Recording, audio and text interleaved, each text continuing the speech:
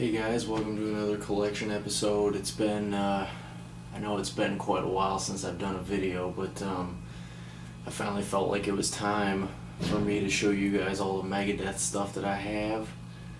And it's been a while since I've actually added anything to my Megadeth collection, but I finally felt like now was the time. It's almost complete, I guess. There's still a few CDs that I don't have here that I'll probably do some close-up shots of in a minute or two here. But Megadeth has always been one of my favorite metal bands. When I was in junior high and high school, one of my favorite metal bands was always Metallica and Slayer and stuff like that. And this kid that I used to ride the bus with to high school, he was a huge Megadeth fan, and he actually had Rust in Peace, and he had So Far So Good So What, and Euthanasia with him one day on the bus. And I asked him what he was listening to because I knew that he was a Megadeth fan, but I didn't know if he had any of their actual CDs with him at the time. And he's like, "Oh, I'm listening to Euthanasia right now, man. You want to check it out?" I'm like, sure. At that time, I didn't really know anything about Megadeth or really hadn't heard anything from them, but so I listened to it, and immediately, I even though Euthanasia is quote unquote one of not one of their best albums, I was immediately hooked. Like Train of Consequences, I mean, it's just so hooky, and it gets you into it. And even though it's not like a full-on metal album, Euthanasia is still a really great album. Besides that, the probably my favorite album from them has got to be Rust in Peace. I mean, it's Rust in Peace is like their version of Ride the Lightning compared to Metallica. Like they're at just their absolute pinnacle of what they were doing and all that.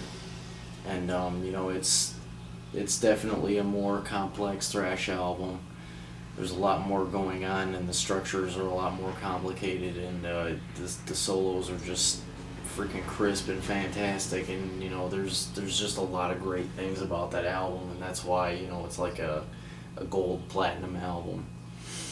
Now, this whole collection I have right here, all the original ones are all the remastered ones. I used to have an original copy of Euthanasia and Rust in Peace and Peace Sells But Who's Buying. I used to have original prints of those on CD, but once I started replacing the original Megadeth albums with the remastered ones, I unfortunately gave them up to my younger brother. If he still has them, I might actually try to get them back from him to add to my overall Megadeth collection. But all of these are remastered. The only ones that aren't remastered is my copy of Risk and World Needs a Hero and Hidden Treasures. Which Hidden Treasures, it's not really an album. It's more like a compilation of like B-sides and songs that they've done for various movies, like Last Action Hero and the Super Mario Brothers movie, even though that movie was a piece of crap. But that's basically what Hidden Treasures is. Now this copy of Killing Is My Business and Business Is Good, this is a remastered, reprinted copy of it, and the version of these boots on here, it's pretty much, I'd have to say about 90% of all the lyrics in this song, they're all bleeped out, or on this album are all bleeped out. And I really, really, really want to try to find an original press of this album, because it's getting harder and harder to find every day. It's getting more difficult to find as the days go on, and if you do find a copy, it's starting to get a little bit more expensive. And the artwork is not the same. I actually kind of like the original artwork for this album better. It's like I guess you could say maybe a clay sculpture of Vic's head, I guess, with the you know, hear no evil, see no evil, speak no evil. You know, like the chains and like the metal sunglasses, I guess you'd want to call them, to cover his face and all that. But that's one of the main last things that I want to try to find, besides getting the VH1 Behind the Music DVD and like an original press of this. Now, the Megadeth War Chest, when this first came out, I believe it was maybe somewhere between $60 and $80. I might be raising the price a little too much or not enough. I don't really remember when this first came out or how much it was, but all I know is that this box is mint, and it's, you know, the slip case is, you know, it's got some normal wear and stuff on it from, you know, taking the box in and out of the slipcase. But other than that, this is pretty freaking mint. All the discs are mint. The book is mint. I'll do a close-up of it, you know, so you guys can see everything, and I'll show you guys, you know, how it looks on the inside. But the, let me see here. I think it might be the fourth, well, discs 4 and 5 are both, well, no, disc 4 is a live CD, and then disc 5 is a live DVD. But disc 4, the live, the rare live show from London at the Wembley Stadium,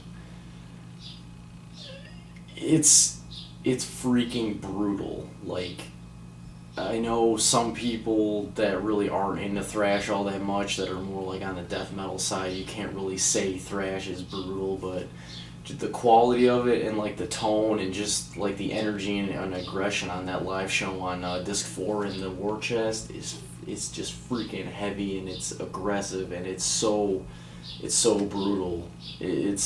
I've never heard Megadeth ever sound like that, and I've seen them live twice, and they didn't sound anywhere near like that at all. But the War Chest, if you guys are big Megadeth fans like I am, you guys really need to get the War Chest. It's definitely a great collector's piece. Along with the new album 13 is actually really good, and this is more for completionists, really. The Rust in Peace Live. I have the DVD and the actual disc.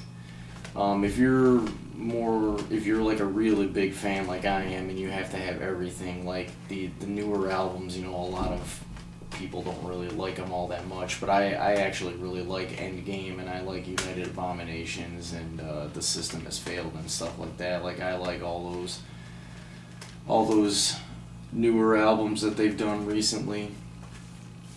And I have the DVD and the actual double disc of Rude Awakening.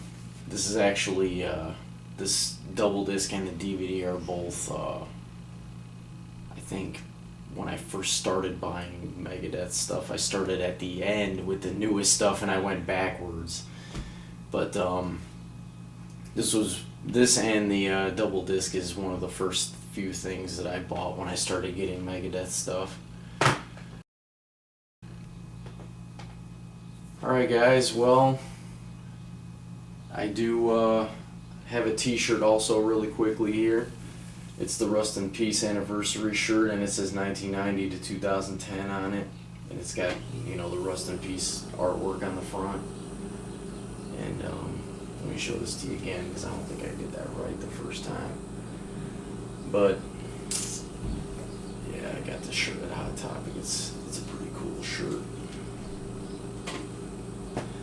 Alright guys, so that's my Megadeth collection. I just wanted to show it to you guys really quick here in this next collection video. I haven't done anything for my channel in a while.